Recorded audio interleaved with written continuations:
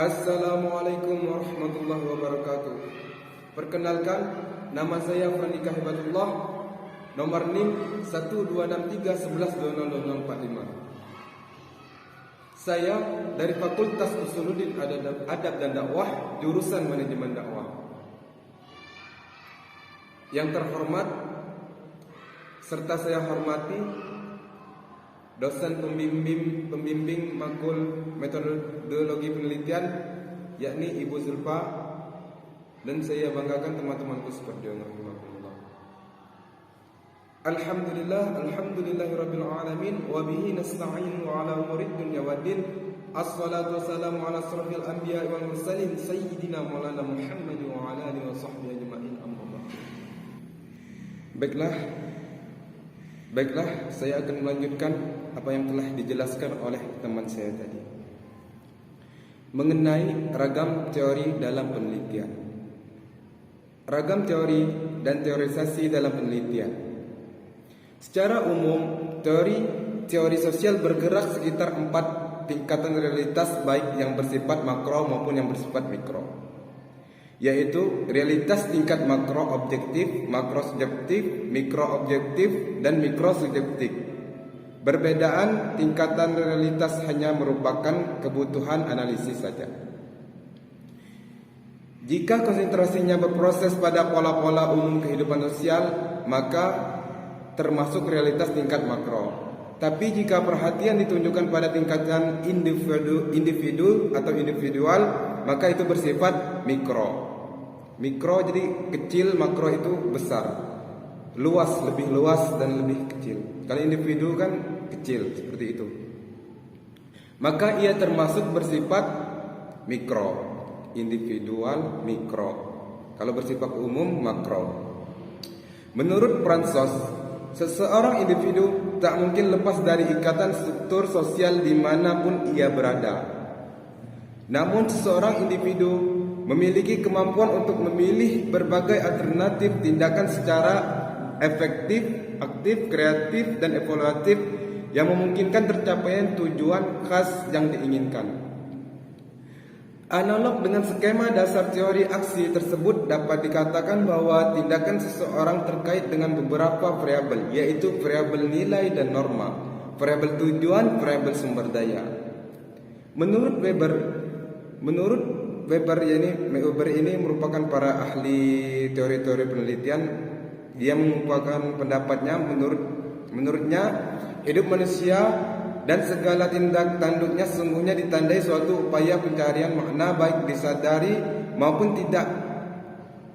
tidak ia sadari.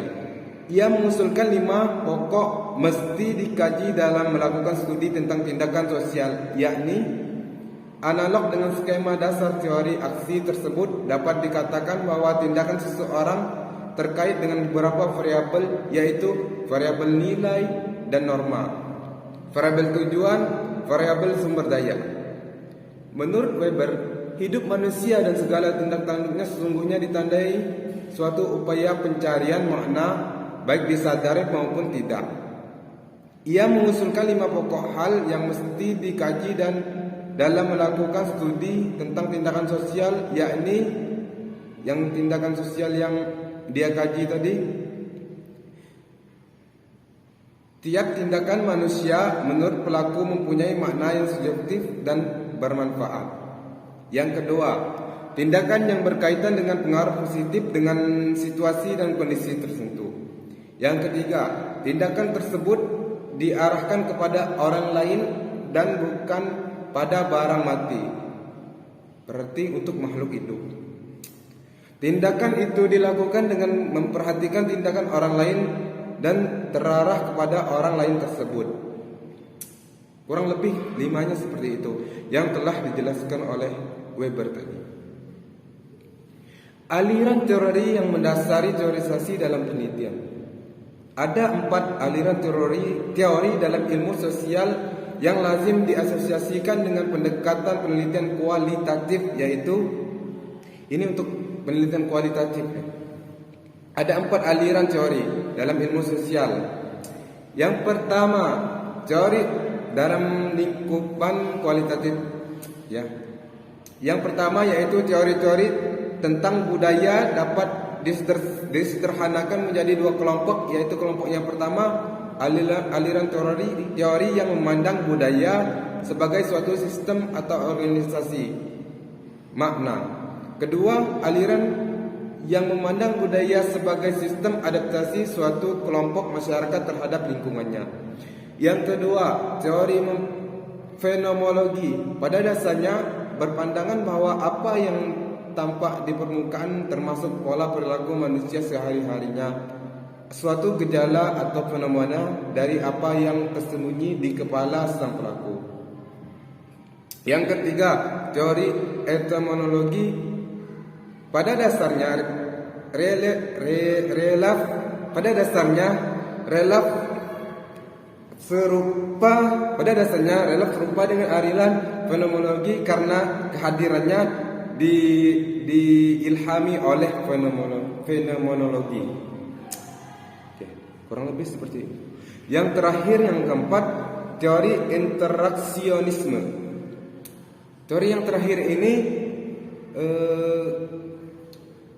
memiliki 3 premis utama, yakni pertama, manusia bertindak terhadap sesuatu atau benda, orang atau ide atas dasar makna yang diberikan kepada sesuatu itu. Kedua, makna tentang sesuatu itu diperoleh bentuk termasuk revisi melalui proses interaksi dan kehidupan sehari-hari. Yang ketiga, pemaknaan tersebut suatu dalam tindakan atau interaksi tindakan berlangsung mekanisme, melainkan melibatkan proses interpretasi. Mungkin hanya ini yang bisa saya sampaikan. Apabila ada kata-kata yang salah atau dalam penyampaian banyak kekurangan, kami mohon maaf. Apabila benarnya itu semua datangnya dari Allah SWT. Terima kasih atas waktunya, atas perhatiannya. Kami ucapkan wassalamualaikum warahmatullahi wabarakatuh. Thank you.